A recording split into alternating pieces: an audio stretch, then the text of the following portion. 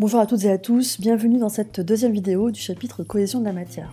Alors, après avoir présenté ce qui allait être pour nous les particules élémentaires au programme de première S, je vous propose désormais de nous intéresser aux interactions fondamentales qui vont nous permettre d'expliquer, de rendre compte de la cohésion de la matière.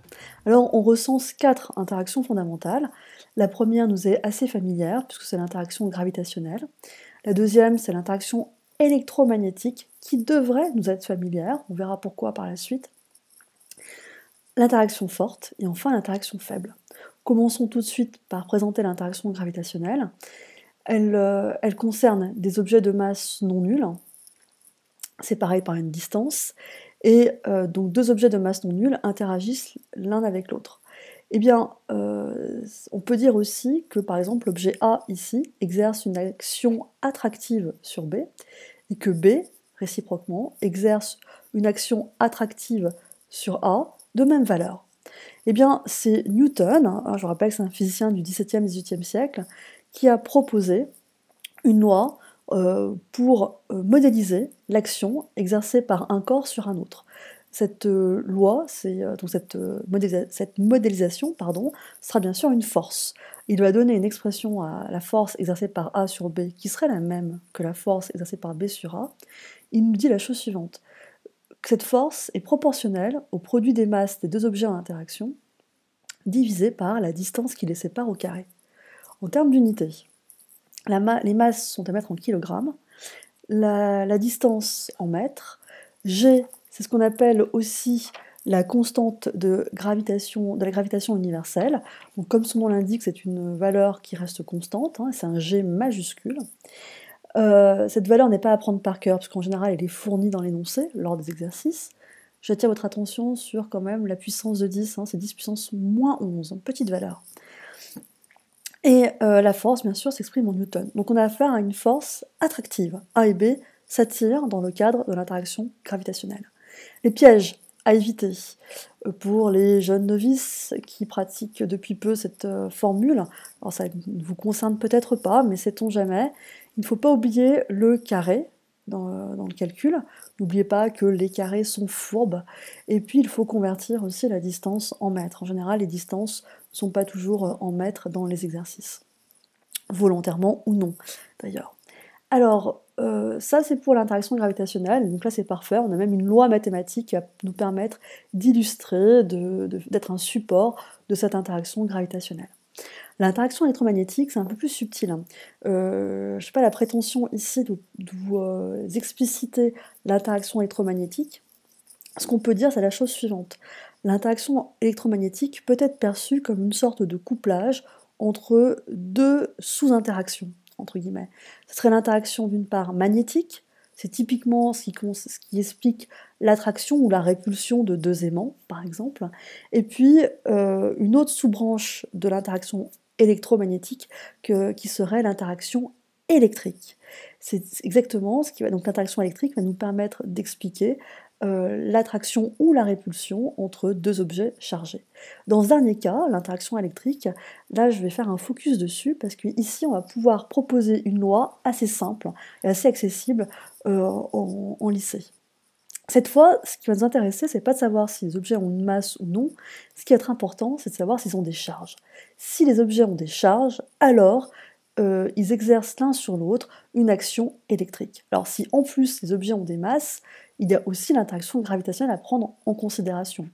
Mais il faudra ensuite calculer les valeurs de ces actions exercées par un corps sur un autre, à la fois l'action gravitationnelle et à la fois l'action électrique, pour voir s'il n'y en a pas une qui prédomine sur l'autre. Alors, cette fois, c'est à Coulomb, donc physicien 18e siècle, tout début 19e siècle, à qui on doit une loi qui va permettre de modéliser, donc va permettre de formuler la valeur de la force qui va modéliser l'action exercée par une charge sur une autre. Que nous dit Coulomb? Coulomb nous dit la force exercée par la charge A sur B, qui serait bien sûr la même valeur que la force exercée par la charge B sur A, est proportionnelle, voilà ce que veut dire ce petit cas, au produit des charges divisé par la distance qui sépare ces charges au carré. En termes d'unité, les charges, notées QA et QB, s'expriment en coulombs, C majuscule. La distance en mètres, K, bien sûr, là encore, c'est pas une valeur à apprendre par cœur, car en général, elle est fournie dans l'énoncé. À noter la puissance de 10. 10 puissance 9, donc une puissance de 10 assez grande, à comparer avec la constante de la gravitation universelle. Quant à la force, elle s'exprime en newton. Alors, les pièges à éviter, comme tout à l'heure, n'oubliez pas que les carrés sont fourbes, donc il faut bien penser aux carrés, et la distance en mètres. Alors, un point intéressant, c'est si l'action gravitationnelle, si la force gravitationnelle était forcément attractive, ce n'est pas forcément le cas de la force électrique, la force dite de Coulomb. On parle aussi de cette formule-là, s'appelle aussi la loi de Coulomb. Alors, pourquoi? Tout simplement parce que supposons que le A possède une charge positive et B possède une charge négative, ou l'inverse. Dans ce cas-là, la force de Coulomb sera attractive, d'accord? Deux charges de signe contraire s'attirent. Maintenant, si A et B ont des charges de même signe, toutes les deux positives ou toutes les deux négatives, la force de Coulomb sera répulsive, A et B vont se repousser, d'accord? Donc, autrement dit, deux charges de même signe se repoussent, deux charges de signe contraire s'attirent. Donc, cette fois, la force de Coulomb peut être soit attractive, soit répulsive, en fonction du signe des charges.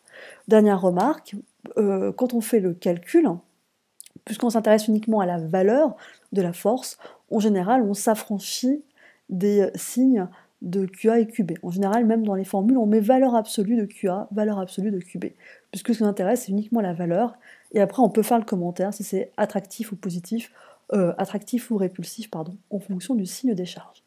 Donc ici, j'ai proposé d'écrire la loi de Coulomb, mais il faut bien que ce soit clair pour vous, cette loi de Coulomb, c'est pas une loi qui rend compte de l'interaction électromagnétique, elle rend plutôt compte essentiellement de la branche électrique. Alors, ça devient intéressant parce que maintenant on a quand même deux lois puissantes, et on va faire un focus, on va faire un zoom dans le noyau d'un atome.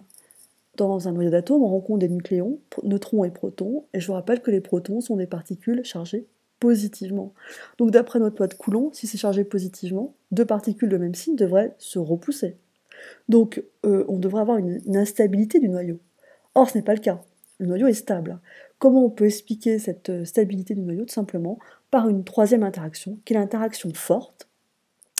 Cette interaction forte, elle est importante, elle est particulière, puisque elle va être, vous l'avez compris, plus forte en valeur que l'interaction électrique, mais de très courte distance.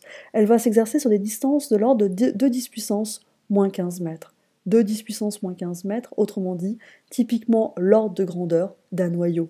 Au-delà de la taille d'un noyau, cette interaction forte ne sera plus palpable, ne sera plus assez intense pour être prise en compte. Donc, ici, une interaction forte qui va rendre compte, d'accord, de la stabilité du noyau. Et enfin, il existe une quatrième interaction, dite interaction faible. Alors, pourquoi faible? En fait, c'est faible par rapport à l'interaction forte. Elle aussi ne va prendre naissance qu'au sein des noyaux.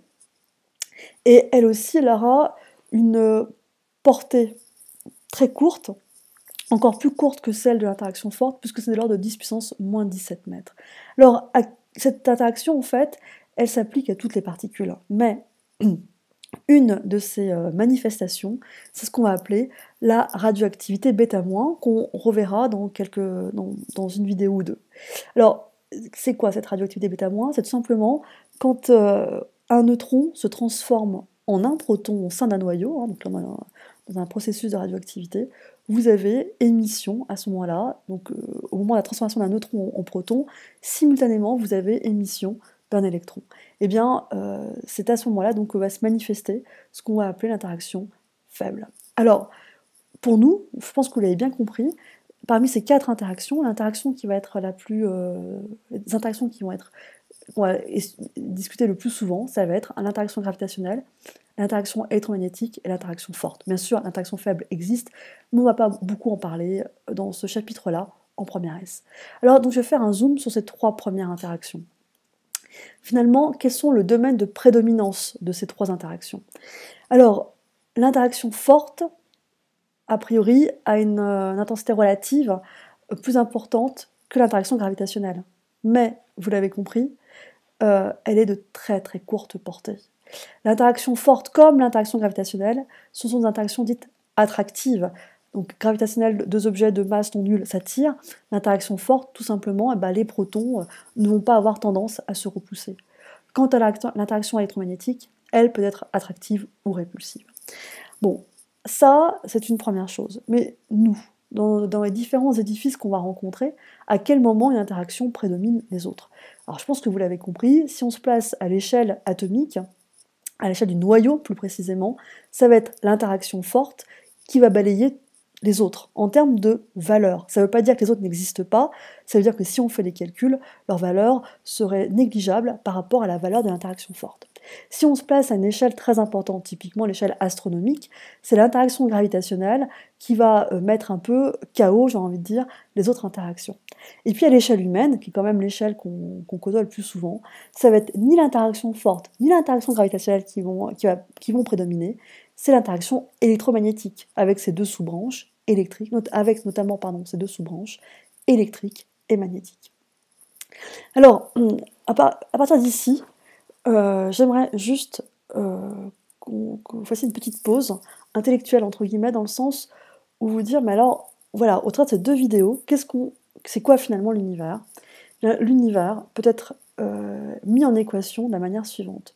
L'univers, finalement, si vraiment on tient compte des vraies particules élémentaires, c'est-à-dire pas notre modèle standard simplifié qu'on avait établi dans la première vidéo, mais le modèle standard retenu en physique des particules, c'est-à-dire 12 particules élémentaires. Eh bien, l'univers, finalement, qu'est-ce que c'est? C'est 12 particules élémentaires et 4 interactions fondamentales.